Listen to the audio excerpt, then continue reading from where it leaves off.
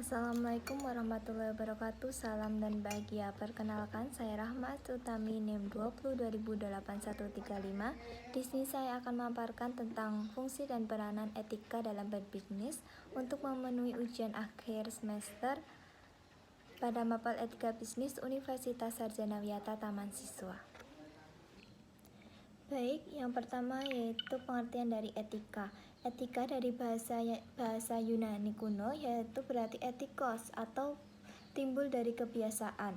Nah, menurut Wahyu dan Osarya pada tahun 2006 adalah cabang utama filsafat yang mempelajari nilai atau kualitas. Nah, etika ini mencakup analisis dan penerapan konsep seperti benar, salah, baik, buruk, dan tanggung jawab etika.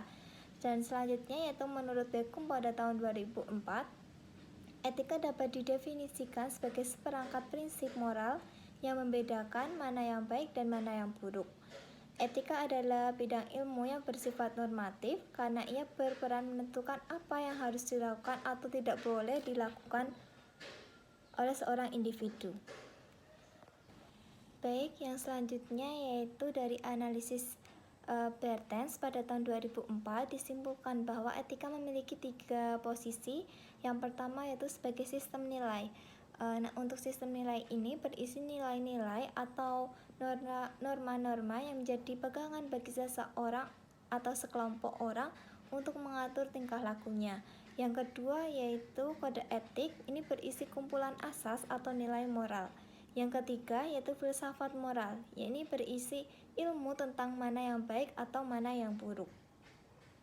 Nah, dalam poin ini akan ditemukan keterkaitan antara etika sebagai sistem filsafat sekaligus artikulasi kebudayaan, karena manusia ini hidup di dunia serta mengatur level mikrokosmos. Dan sebagai sistem pemikirannya tentu konsep dasar filsafat digunakan dalam mengkaji etika dalam sebuah hubungan keseimbangan antara cipta, rasa, dan karsa. Hubungan tersebut didasari landasan pemikiran bahwasanya ontologi, epistemologi, dan aksiologi. Yang selanjutnya yaitu pengertian bisnis. Nah, untuk pengertian bisnis ini ada 3. Yang pertama menurut Griffin dan Ebert pada tahun 2008. Bisnis ini adalah organisasi yang menyediakan barang atau jasa untuk dijual dengan maksud agar mendapatkan laba. Yang kedua, menurut Sukirno, pada tahun 2010, bisnis adalah kegiatan untuk memperoleh keuntungan. Semua orang atau individu maupun kelompok melakukan kegiatan bisnis pastinya untuk mencari keuntungan agar kebutuhan hidupnya terpenuhi. Tidak ada orang yang melakukan bisnis untuk mencapai kerugian. Yang selanjutnya itu menurut Madura pada tahun 2010. Bisnis adalah suatu badan yang diciptakan untuk menghasilkan produk, barang, dan jasa pada pelanggan.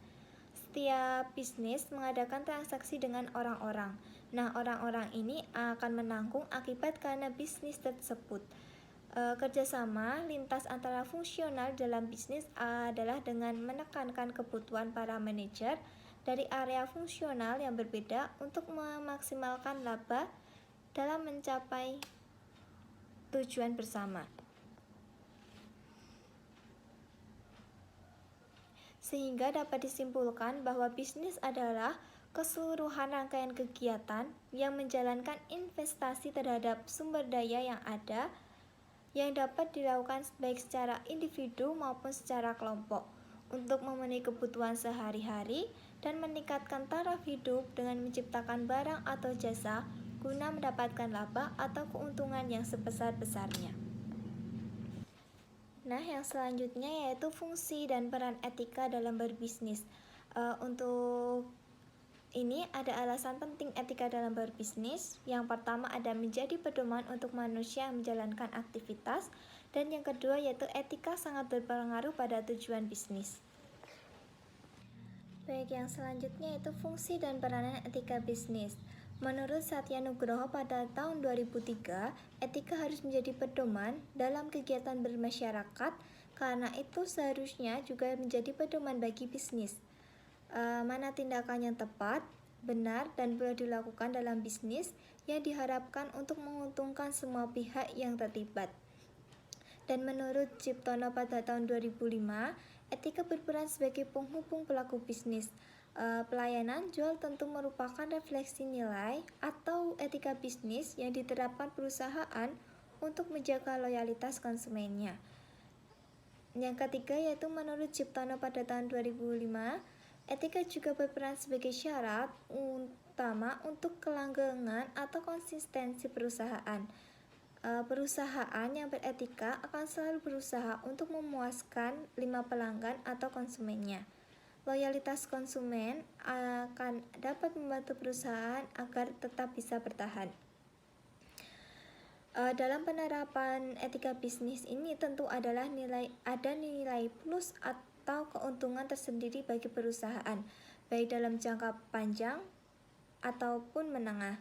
Adapun fungsi etika bisnis diantaranya adalah dapat mengurangi dana yang diakibatkan dari pencegahan yang kemungkinan terjadinya fiksi atau perpecahan baik dari internal perusahaan itu sendiri maupun eksternal. Nah, selain itu, dalam penerapan etika bisnis ini juga berfungsi untuk membangkitkan motivasi pekerja agar terus meningkat, melindungi prinsip dalam kebebasan berdagang ataupun berniaga, serta dapat menciptakan keunggulan dalam bersaing. Baik, yang selanjutnya yaitu manfaat etika bisnis dalam dunia bisnis. Yang pertama yaitu memiliki citra baik di mata pelanggan. Nah, untuk memiliki citra baik di mata pelanggan ini, perusahaan etika bisnis yang baik pada suatu perusahaan dapat membangun citra perusahaan yang baik di mata konsumen dan mitra bisnis, dan akan menjaga kelangsungan hidup perusahaan tersebut. Yang kedua yaitu pengendalian diri kepada pelaku bisnis. Pengendalian diri ini dapat mengendalikan diri mereka sesuai batasan-batasan etika bisnis dalam menjalankan usahanya. Yang ketiga yaitu menciptakan sikap saling percaya. Nah, sikap saling percaya ini saat pihak-pihak yang terlibat dalam sebuah bisnis mempunyai sikap saling percaya, maka akan memberikan kelancaran pada suatu bisnis. Yang keempat yaitu dapat mencapai kepentingan bersama. Nah, setiap pihak-pihak yang terlibat dalam sebuah bisnis mempunyai kesadaran etika yang baik, maka mereka akan lebih memperhatikan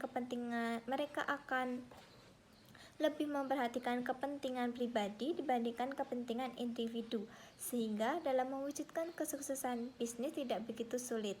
Yang selanjutnya yaitu menciptakan kenyamanan dalam berbisnis.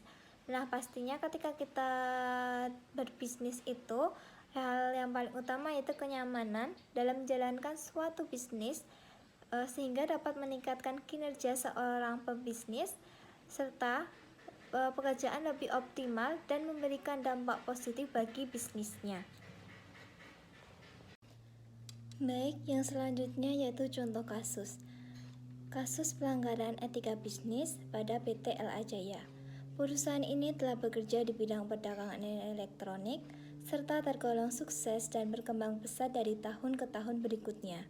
Bahkan telah berhasil dalam usahanya mencapai target laba yang diinginkan. Namun, ternyata PT LA Jaya telah melanggar prinsip etika bisnis, yaitu prinsip kejujuran. Kejujuran dalam pemenuhan syarat-syarat perjanjian dan kontrak serta kejujuran dalam penawaran barang dan jasa dengan mutu dan harga sebanding. Perusahaan ini telah memanipulasi laporan keuangan dengan tujuan agar tarif pajak yang dikenakan kepada perusahaan rendah, padahal laba yang diperoleh cukup besar. Karena ketidakjujuran ini, maka perusahaan melanggar Undang-Undang Nomor 28 Tahun 2007. Baik, sekian dari saya. Banyak salah kata saya, memohon maaf. Akhir kata, wassalamualaikum warahmatullahi wabarakatuh. Salam.